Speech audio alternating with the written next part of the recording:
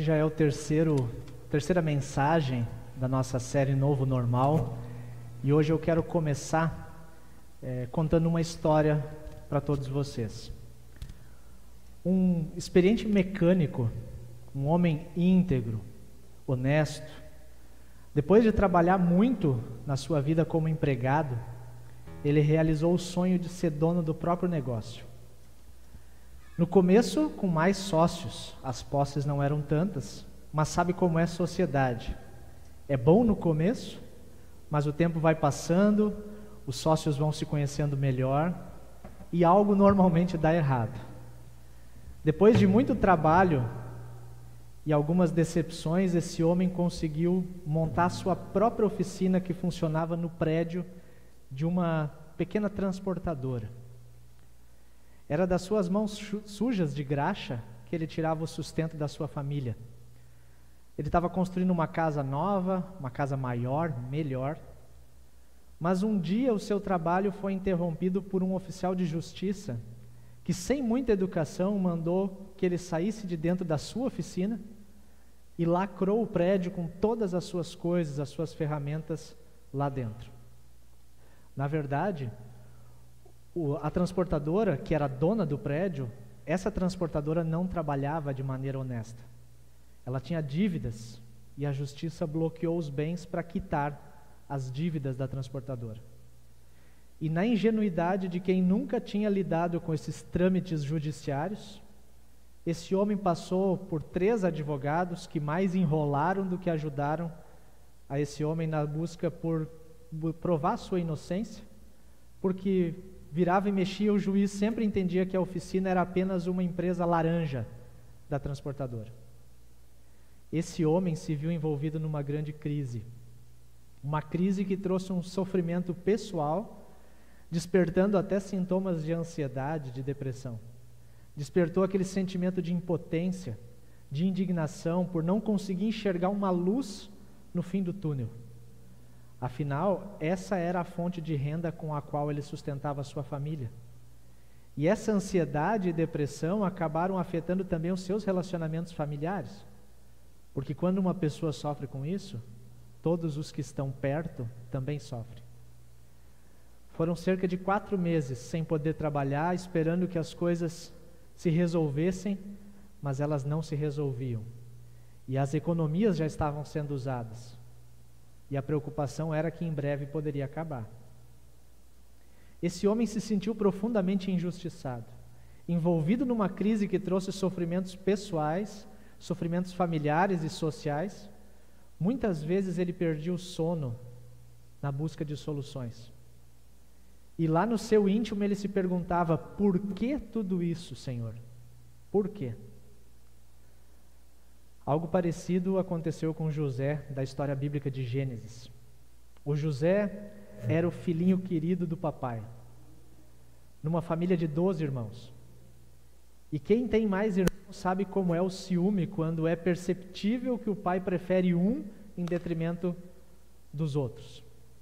E aquele sentimento ruim foi aumentando entre os irmãos, chegando ao ponto de venderem José como um escravo para um lugar distante. Para o pai, ele foi dado como morto. E os irmãos guardaram aquele segredo sobre o destino de José por muitos anos. Escravo numa terra distante, longe da sua família, longe da sua cultura, longe da sua língua, envolvido numa grande mudança, José também se perguntava, lá no seu íntimo: por que tudo isso, Senhor? E nessa crise ele tem uma oportunidade para recomeçar. Lá nesse país distante, chamado Egito, ele foi trabalhar na casa de um senhor nobre. Aos poucos ele vai ganhando a confiança do seu patrão. José trabalha bem, ele é honesto, tem perfil de liderança, mas com o passar do tempo, já que diz a Bíblia que ele não era de se jogar fora, era um belo tipo de homem, acabou despertando desejos na esposa do seu patrão. Ele não tem a menor intenção de trair a confiança do seu patrão, de pecar contra Deus, o Senhor, mas caindo numa cilada, sem culpa nenhuma, José é condenado injustamente à prisão. E de novo a crise se instala. Com certeza os primeiros dias na prisão não foram nada fáceis. O lugar insalubre, os colegas prisioneiros, tudo era muito diferente da realidade que José estava acostumado. Provavelmente tenha se perguntado de novo: por que isso está acontecendo, Senhor? Por quê? Aos poucos ele foi ganhando a confiança dos seus companheiros e também dos guardas que cuidavam dele. Ele tinha uma habilidade muito peculiar. Ele interpretava sonhos. Naquele tempo, que ainda não havia o texto bíblico como nós temos hoje, diversas vezes Deus se revelou em sonhos aos reis, aos profetas. E acontece que, passado um tempo, o rei do Egito teve um sonho que ninguém conseguia decifrar. Ele tentou de várias formas, com várias pessoas, mas não tinha jeito. Até que um dos companheiros de José, da prisão, que já havia sido libertado, ele lembrou de José e contou dele ao rei.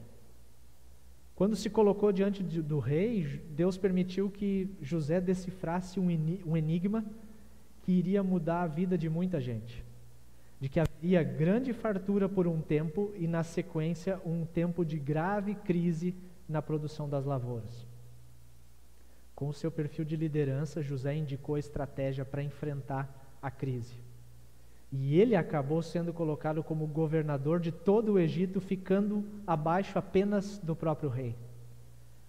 Imagina só, chegou como escravo, rejeitado pelos irmãos, e agora comandava tudo. Como a gente muitas vezes diz, o mundo dá voltas. E como dá? Aquela grave crise na produção de alimentos provocou fome em toda a região, e ela chegou até os irmãos de José, até as suas famílias, até os seus negócios. E onde será que os irmãos de José foram buscar ajuda? No Egito, exatamente onde José estava. Eu vou encurtar um pouco a história, para não ficar muito longa a pregação dessa noite. Mas, tendo curiosidade, você pode conhecer essa história em detalhes, pegando o livro de Gênesis. Começa a ler a partir do capítulo 37, até o capítulo 50, até o final do livro. Ali você vai encontrar os detalhes do encontro de José com seus irmãos, vai reler sobre a mudança de toda a família de Jacó para o Egito, que foi tema do nosso culto na semana passada, vai ver como foi o encontro do pai com o filho, depois de tantos anos pensando que ele estava morto. Hoje eu quero focar em um detalhe dessa história que tem tantas coisas para ensinar para nós todos. José, vendido pelos irmãos, separado da sua terra, da sua cultura, preso injustamente, ele tinha todos os ingredientes para desanimar. Todos os ingredientes para ter uma visão pessimista da sua vida, da sua história. Mas José, mesmo em meio a crises, ele procurou sempre fazer o seu melhor. A sua fé no Deus da Bíblia, o Deus maravilhoso, poderoso, Deus que é rico em perdoar, essa fé o ajudou a encarar a realidade de frente. Essa fé esteve com ele em todas as mudanças difíceis que ele precisou enfrentar. Pela fé, José conseguiu interpretar a crise sob uma perspectiva maior. Deus mudou o mal em bem para salvar a vida de muita gente. José tem essa convicção no coração. Deus mudou o mal em bem para salvar a vida de muita gente. E não foi só no capítulo 50 que ele disse isso.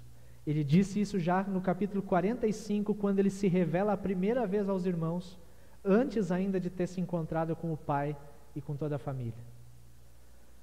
No capítulo 45 ele se encontra com os irmãos, anos depois, talvez até mais de 15 anos depois, no capítulo 50, depois da morte do pai, quando os irmãos agora estavam pensando, puxa, agora sem o pai, José vai querer se vingar da gente. Ele provavelmente estava só respeitando o nosso velho pai. Nesse contexto, José reafirma a sua convicção. Deus mudou o mal em bem. Ou seja, José está dizendo, aquilo que vocês fizeram comigo foi muito errado. É uma coisa que não se faz para ninguém, muito menos para um irmão. O que é errado continua sendo errado, mas Deus é poderoso, Deus é gracioso para mudar o mal que nós fazemos em algo bom, com a finalidade de salvar muita gente. José deve ter se perguntado muitas vezes, por quê? Por que tudo isso? por que tudo aquilo estava acontecendo com ele. Por que mesmo procurando fazer o que é certo, muitas vezes as coisas davam bem errado na sua vida. Mas pela fé no Senhor, que está acima de qualquer crise, com o passar do tempo ele começou a perceber as crises, não olhando apenas para si mesmo, mas procurando uma visão mais ampla da realidade. José não encontrou respostas quanto ao motivo, quanto ao porquê, mas ele ganhou sentido para a vida quando ele começou a se perguntar: para quê? Para que tudo isso está acontecendo? Nessa nossa crise coletiva, a pandemia do novo coronavírus, nós também nos perguntamos muito sobre os porquês. Nós queremos encontrar um culpado pelo surgimento do vírus, um culpado pela gestão da crise, que para algumas pessoas está correta, para outras não. E no meio disso tudo eu tenho notado que a melhor pergunta que nós podemos fazer é: para quê? Para que tudo isso está acontecendo? Quais são as oportunidades que a crise da Covid-19 está colocando diante de nós? E olha que eu até arrisco algumas respostas. A pandemia chamou a atenção de toda a humanidade para o fato de que todos nós somos pó. A nossa vida é um sopro. A realidade da morte esteve bem marcada diante de nós de março para cá, seja pelas notícias de longe ou de perto. E isso tem despertado o interesse de muitos pela mensagem central da Palavra de Deus, mensagem que é nossa função como igreja anunciar em momentos bons ou ruins. Uma mensagem que diz que existe separação entre nós e Deus pelo pecado, e que há apenas um único caminho que é verdade e vida: o Senhor e Salvador Jesus Cristo. A crise trouxe a Igreja de Jesus para esse meio digital que nós estamos agora, e dentro desse meio a mensagem a respeito de Jesus Cristo está chegando a corações que antes não estavam abertos para essa mensagem. Só por isso, nós já podemos pensar que no nosso tempo, Deus também está moldando o mal em bem, com a finalidade de salvar muita gente. Aqui, como nós como congregação, nós estamos nos organizando para encarar a realidade desse novo normal, sabendo que o digital veio para ficar, mas também sabendo da importância do vínculo físico, de nós podermos nos ver, de termos a sensação de que nós somos um grupo, a necessidade de nós recebermos a comunhão do corpo e do sangue de Jesus na Santa Ceia. E nós vamos continuar seguindo todos os protocolos de saúde pública, por amor a nós mesmos e por amor a todas as pessoas, para honrar as autoridades, como é próprio de cristãos, mesmo que algumas autoridades sejam contrárias aos nossos valores, também para um bom testemunho diante das pessoas que ainda não são igreja e que percebem a nossa movimentação aqui. Nós vamos precisar fazer algumas mudanças. É possível que algumas dessas mudanças sejam temporárias, outras talvez não. Mas é certo que nós estamos tendo oportunidades para viver a fé em Jesus numa realidade diferente. E é essa fé que nos proporciona perceber a realidade além daquilo que os nossos olhos enxergam. Vocês lembram do homem que eu falei no começo dessa mensagem? Essa história não é uma história que eu inventei, é uma história real, e é a história da minha família. O homem é o meu pai, que talvez até esteja assistindo agora. O ano era 2004, quando eu iniciei os meus estudos no seminário. Foi um ano difícil para ele, para o meu pai, um ano difícil para a nossa família como um todo. As ferramentas, que ficaram retidas, até hoje não tiveram solução. Deve estar lá ainda, se elas ainda existem. Meu pai precisou recomeçar quando tudo já estava pronto, quando ele já podia pensar assim: agora eu posso desfrutar de uma certa estabilidade. Foi difícil, houve mudanças, mas ele conseguiu recomeçar a sua vida profissional longe daquela transportadora que trabalhava de maneira desonesta. Eu lembro que nós alugamos um prédio perto de casa que estava completamente abandonado. Com a ajuda dos amigos, da família, de ferramentas emprestadas, meu pai colocou a mecânica para funcionar de novo. Chegou até a dar emprego para algumas pessoas. terminou a construção da casa e hoje meus pais moram nela. O pai conseguiu se aposentar com dignidade. E nessa história da minha família, nessa particular, Deus também mudou o mal em bem para fazer coisas que muitas vezes nós não conseguimos perceber a curto prazo. Mas a fé nos direciona para além das crises, nos faz olhar para depois. Deus, o nosso Deus, Ele é especialista em transformar a maldade humana em coisas boas. Aquilo que fizeram com Jesus na cruz, a prisão, os açoites, os cuspes, a morte na cruz, como um criminoso, sendo ele inocente, tudo isso foi errado e não se faz. Mas também nessa história, Deus mudou o mal em bem para salvar a vida de muita gente.